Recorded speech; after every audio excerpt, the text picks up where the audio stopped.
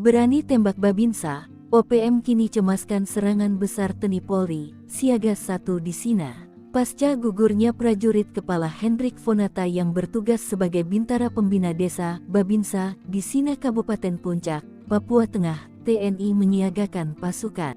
Pasukan gabungan TNI Polri dikerahkan untuk mencari dengan mengejar OPM kelompok Kelenak Murib.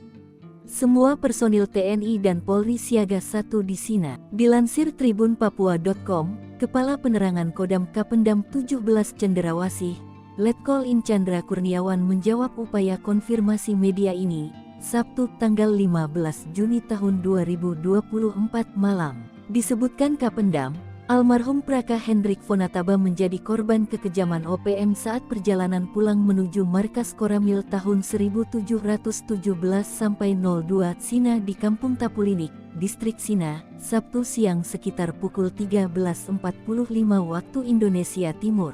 Diadang dan ditembak oleh OPM saat dalam perjalanan menuju Makoramil Sina usai melaksanakan tugas sebagai Babinsa, demikian kata Kapendam.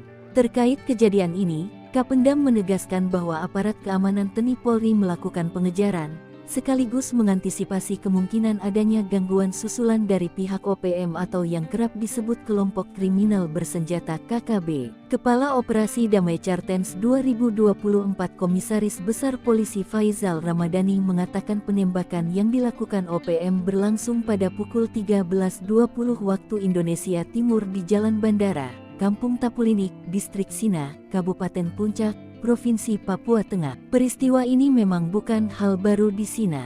Sebab Sina merupakan satu di antara wilayah yang diumumkan oleh TPNPB OPM sebagai wilayah perang dengan Indonesia.